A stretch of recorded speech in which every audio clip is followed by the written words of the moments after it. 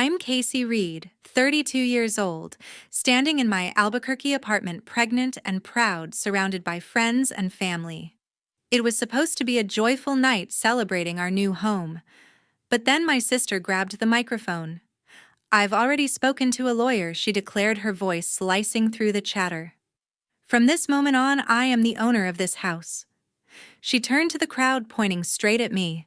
"She is no longer welcome here." My heart stopped. My husband just sipped his wine, his eyes carefully avoiding mine. Under the table, my best friend's hand found mine, her grip tight. The room went silent.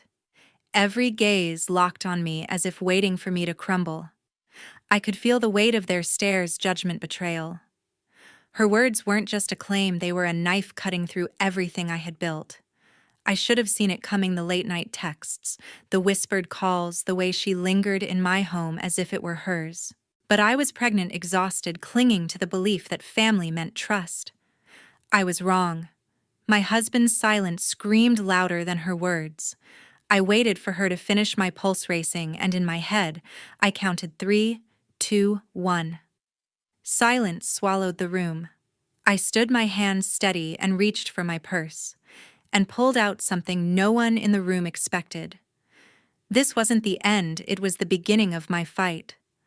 A fight to protect the child growing inside me, to reclaim justice, and to expose the masks of betrayal hiding within my own family. From that moment on, I knew I could no longer be the weak woman they thought I was. I would fight, no matter what the cost. Does this story remind you of someone in your own family? Share your thoughts in the comments. Sometimes one sentence can change everything. 6 months before the party, I believed Derek and I were stepping into a brand new beginning. We had just signed the papers for a 3-bedroom apartment in Albuquerque, New Mexico, cozy, filled with light from its wide windows, and most importantly, the very first home we could truly call our own after years of renting. To me, it felt like a dream finally coming true, made even more special with a baby on the way. In my mind, I could already see our daughter's nursery walls painted a gentle yellow, a white crib tucked by the window to catch the morning sun. Derek Blair. My husband seemed just as excited, at least at first. We spent late evenings together, planning how to arrange the rooms, choosing color swatches, and laughing over quirky furniture catalogs. But as weeks passed, something shifted. Derek started pulling away. He'd come home late, his phone buzzing constantly, his eyes glued to the screen. When I asked who he was texting, he'd shrug and say, "Just work." I wanted to believe him. My pregnancy hormones were making me emotional, and I didn't want to seem paranoid. Then my sister Sheila started texting me out of the blue. She'd always been the overbearing type, 2 years older and always acting like she knew better. "Did you pay the mortgage yet?" she'd message, or, "You sure you can afford that place?" Her questions stung, like she doubted I could handle my own life. I brushed it off, telling myself she was just being her usual controlling self. But it didn't stop there. One Saturday, I came home from grocery shopping, my arms full of bags, to find Sheila in my living room. She was holding a measuring tape, eyeing my curtains like she owned the place.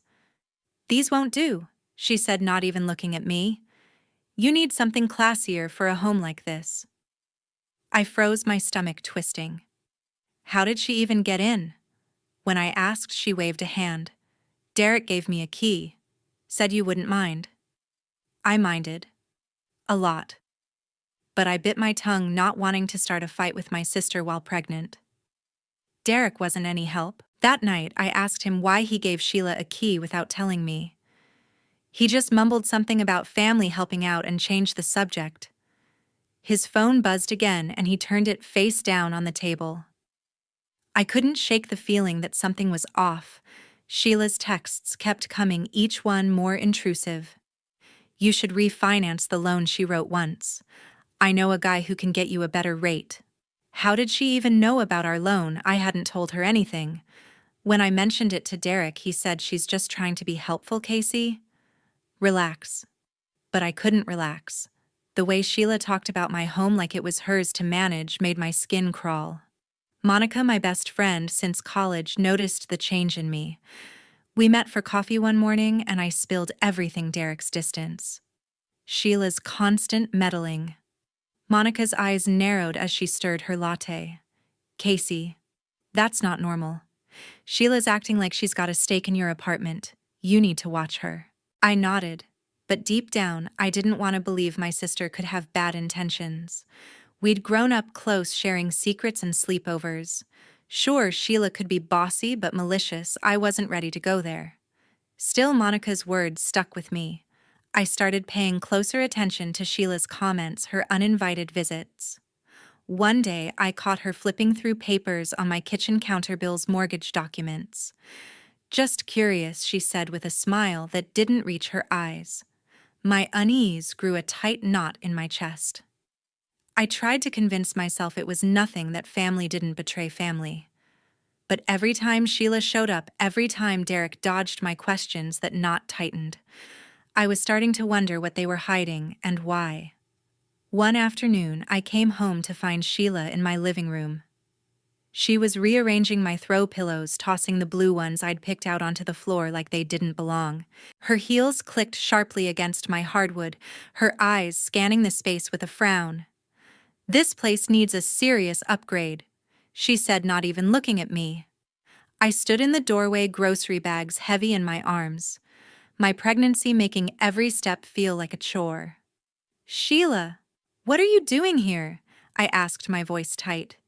She turned her smile cold and calculated. "I'm helping Casey. This apartment deserves better than your choices." My chest burned. Helping? She hadn't asked to come in, hadn't even knocked. When I demanded to know how she got in, she shrugged. "Derek gave me a key. Said it was fine since I helped with the down payment." My stomach twisted. Helped. That was a lie. I'd poured every cent of my savings earned from years of late nights at my marketing job into this apartment. Sheila hadn't contributed a single dollar. I set the bags down, my hands shaking. "You didn't help with anything," I said, trying to keep my voice steady. Sheila raised an eyebrow, unfazed. "Oh, Casey, don't be dramatic. I've been supporting you and Derek for years. This place is as much mine as it is yours." Her words hit like a slap. Supporting us. She'd never lent us money, never offered more than her constant opinions. I wanted to scream, but I held back, my pregnancy making me feel fragile, like one wrong move could break me. That night, I waited for Derek to get home. He walked in, his phone buzzing as usual, and barely looked at me. "Why does Sheila have a key?" I asked, my tone sharp. He sighed, loosening his tie. "She's just trying to help Casey. You're overreacting." Overreacting? I felt the air leave the room. He turned away, checking his phone again, and I caught a glimpse of an email notification before he tilted the screen. The next morning, while Derek was in the shower, I grabbed his laptop. My heart pounded as I opened his email, something I'd never done before. There it was, a thread with Sheila titled, "Apartment Docs." He'd sent her our mortgage contract, the one I'd signed alone because Derek's credit wasn't good enough. Why would he share that? My hands trembled as I scrolled through their messages. "She doesn't need to know," Sheila had written. "We'll handle it." Handle what? I snapped a photo of the screen with my phone, my mind racing. This wasn't just meddling. This was something bigger, something planned. I called Monica, my best friend, and met her at a diner near my office. Over greasy fries and weak coffee, I told her everything: Sheila's uninvited visit, her claim about the down payment, the key, the emails. Monica's eyes widened, her fork pausing mid-air. "Casey, this isn't right. Sheila's acting like she owns your home and Derek's letting her. You need to check those documents, make sure nothing's been changed." Her words sent a chill through me. Check the documents? I hadn't even thought of that. And start keeping a record. Monica added, her voice firm. Every text, every visit, every weird thing Sheila does. You need proof. I nodded, my throat tight. Proof. The word felt heavy, like I was preparing for a fight I didn't want. Back home, I started saving everything. I took screenshots of Sheila's texts, Her latest one read, "You should repaint the walls, Casey. I know a contractor." I saved the photo of Derek's email to her, the one with our contract. I even started noting down her visits in a journal, like the time she showed up with a stack of paint samples saying, "I'm just planning ahead for when this place is mine." Mine. The word echoed in my head each time, making my blood run colder. I felt like a stranger in my own home, pushed out by my own sister and husband. Every night I'd lie awake, my hand on my belly, feeling my baby kick. This apartment was supposed to be her home, our safe place. But with Sheila's key in her pocket and Derek's secrets piling up, it felt like a battleground.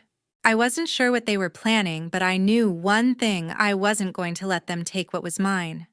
The day of the housewarming felt off from the start. I woke up with a knot in my stomach, my pregnancy weighing down every step. The Albuquerque apartment was set. String lights glowed over the balcony, trays of chips and dip lined the kitchen counter, and soft music hummed in the background. Guests started arriving, their laughter and chatter filling the space. Ellen Morse, my cousin, slipped through the door, offering a quick hug and a smile that faded too fast. Monica helped me arrange drinks, her eyes darting around like she could sense the tension I was trying to ignore. Derek was there, but barely present, his fingers glued to his phone, avoiding our guests' small talk. I forced a smile, greeting everyone, trying to shake the unease creeping up my spine. This was our new home, our fresh start. But Sheila's shadow hung over it all. She arrived late, striding in with a sharp smirk, her gaze sweeping the room like she was judging every inch. Halfway through the night, Sheila snatched the microphone from the karaoke machine we'd rented for fun. The chatter stopped, all eyes turning to her. "I have an announcement," she said, her voice cold and commanding. "I've spoken with a lawyer, and as of today, I'm the rightful owner of this apartment." My breath caught my heart slamming against my ribs. She pointed at me, her eyes glinting. "Casey doesn't belong here. She can't afford this place, and it's time she leaves." The words hit like a punch, each one slicing through me. Gasps echoed around the room. Ellen's hand froze on her glass, her jaw dropping.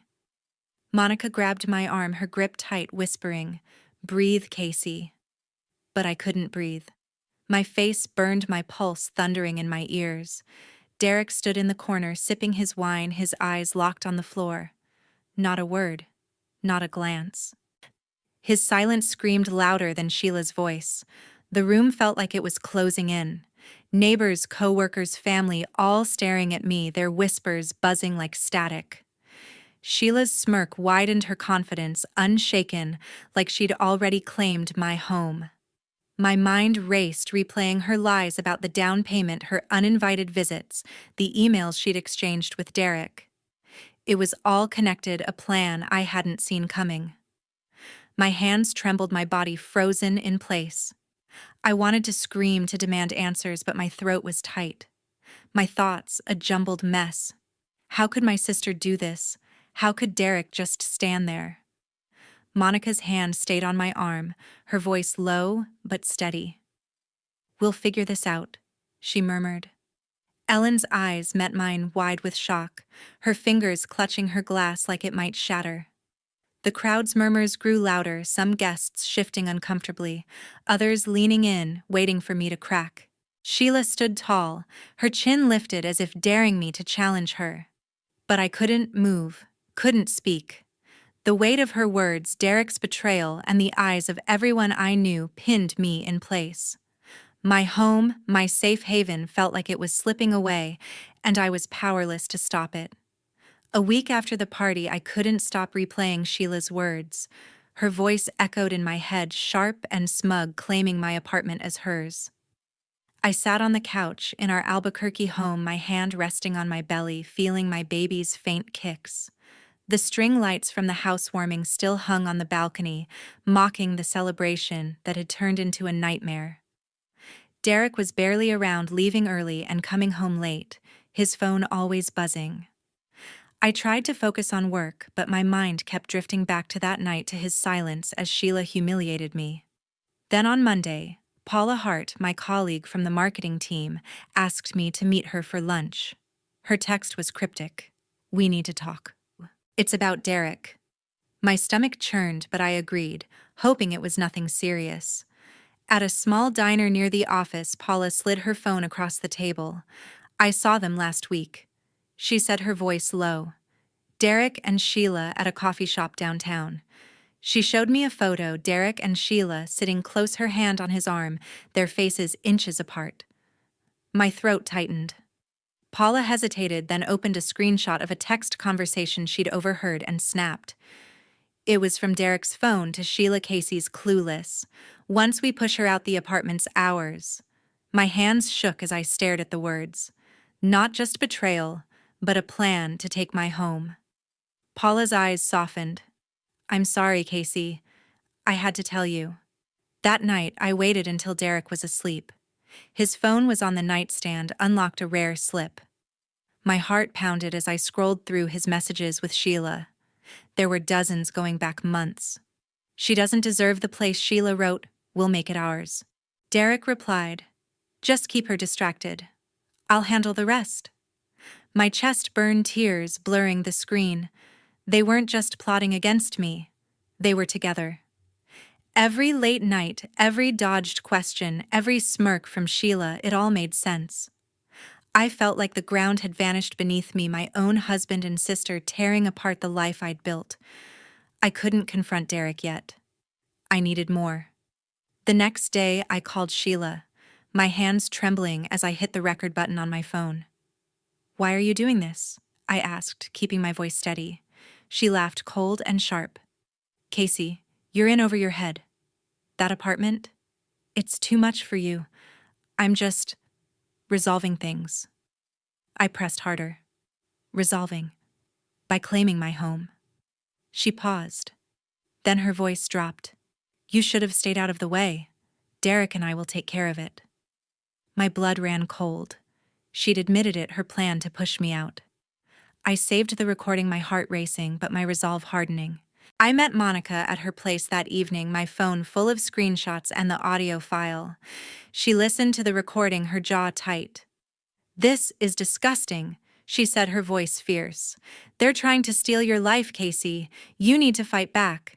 She helped me organize everything, screenshots of the texts, the photo from Paula, the mortgage contract in my name, and Sheila's recorded confession. You've got enough for a lawyer, Monica said, her eyes steady. They can't get away with this. I nodded, my throat tight. The betrayal cut deep. Derek, who I'd built a future with, and Sheila, my own sister, working together to destroy me. But something shifted inside me. I wasn't just hurt, I was angry. This was my home, my baby's future. They'd underestimated me, and I was done being their pawn. I'd fight not just for the apartment, but for myself. I packed my bags and moved to Monica's apartment the next morning. The Albuquerque air felt heavy as I left the home I'd fought so hard for my pregnancy, making each step ache. Staying under the same roof as Derek was unbearable after his betrayal. Monica welcomed me with a tight hug, her spare room already set up with a bed and fresh towels. You're safe here, she said, her voice steady but fierce. I nodded, my throat too tight to speak. That afternoon, I met with a lawyer named Laura Martinez in a small office downtown.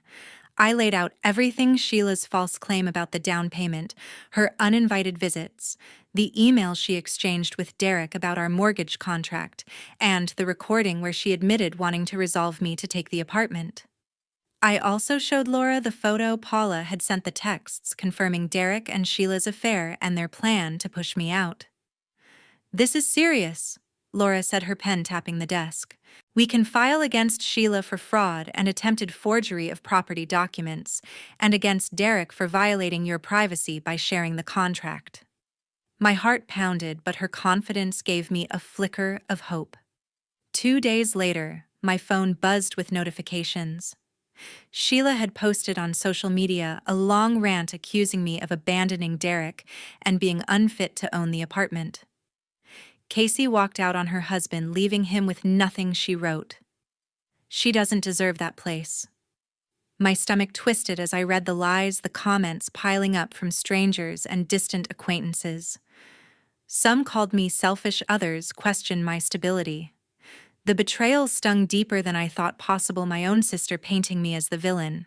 I wanted to scream to tell the world the truth, but Monica stopped me. "Don't engage," she set her hand on my shoulder. "We'll fight this with facts, not posts." I took a shaky breath, trusting her judgment, but the public humiliation burned. At work, Paula pulled me aside during a break. I found something, she whispered, handing me a printed email. It was from Sheila to a local real estate company, claiming she was the co-owner of my apartment and requesting a title transfer. The document was riddled with forged details, my signature doctored to look real, and a fabricated payment history. "I got this from a friend at the agency," Paula said, her eyes sharp. "Sheila's been trying to push this through behind your back." My hands shook as I read it, the audacity of her plan sinking in. Paula's evidence was another piece of the puzzle, proof of Sheila's fraud. I thanked her, my voice barely steady, and sent the email to Laura immediately. That evening, I asked Derek to meet me at a park near Monica's place. I needed answers, and I needed them on record. My phone was in my pocket, recording as he approached, his face tense. "Why, Derek?" I asked, my voice low but firm. "Why, Sheila? Why my home?" He shifted, avoiding my eyes. "It wasn't supposed to go this far," he muttered. "Sheila and I, it just happened. She said we could sell the apartment, split the money." My chest tightened, but I kept my voice even. "You planned to take it from me," I said. He didn't deny it, his silence confirming everything. "I messed up, Casey," he finally said, but Sheila pushed me into it. I stopped the recording, my heart racing. His confession was raw, undeniable, another weapon for my case. Back at Monica's, we spread out all the evidence on her kitchen table: the mortgage contract in my name, Sheila's recorded admission, Derek's texts, Paula's photo, the forged real estate email, and now Derek's confession. Monica organized it all into folders, her hands steady as she labeled each file. "This is airtight," she said, her voice firm. "Laura's going to tear them apart in court." She looked at me, her eyes softening. "You're stronger than you know, Casey." I didn't feel strong. I felt broken, betrayed by the two people I'd trusted most. But as I looked at the evidence, at the truth I'd fought to uncover, something shifted. This wasn't just about the apartment anymore. It was about reclaiming my life, my dignity, for me and my baby. I was ready for the fight ahead, no matter how ugly it got.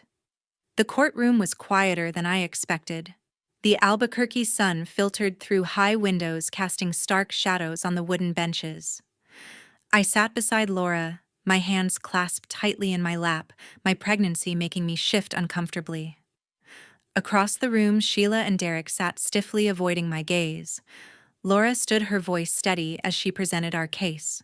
She showed the judge the evidence: text messages between Derek and Sheila, plotting to take my apartment, the recording of Sheila admitting she wanted to resolve me, Derek's confession in the park, and the forged email Sheila sent to the real estate company with my faked signature. Each piece felt like a brick, building a wall of truth no one could deny. The judge's face remained unreadable, but I saw Sheila's hands twitch, her composure slipping. Derek's jaw was tight, his eyes fixed on the floor, just like at the housewarming. When it was their turn, Sheila's lawyer argued she'd acted in good faith, claiming the apartment was a joint investment. Derek's attorney said he'd only shared the contract to protect Sheila's interests. Laura dismantled their claims, pointing out the forged documents and the timeline of their affair. The judge leaned forward, her voice sharp, as she questioned Sheila about the email. Sheila stammered, her face flushing, unable to explain the fake signature. Derek stayed silent, offering no defense. After what felt like hours, the judge ruled the apartment was mine, solely in my name. Sheila and Derek had no legal claim. The gavel struck, and a weight lifted off my chest. I glanced at Monica in the gallery, her nod firm and proud. The judge didn't stop there. Sheila's forged email triggered a criminal investigation for fraud. Whispers followed her out of the courtroom, her reputation in our community crumbling. Neighbors who'd seen her social media posts now turned away, their trust in her gone. Derek was ordered to pay compensatory damages for violating my privacy, a financial hit that left his face pale. Right after the ruling, I walked to Laura's office and signed divorce papers, my hand steady, despite the ache in my heart.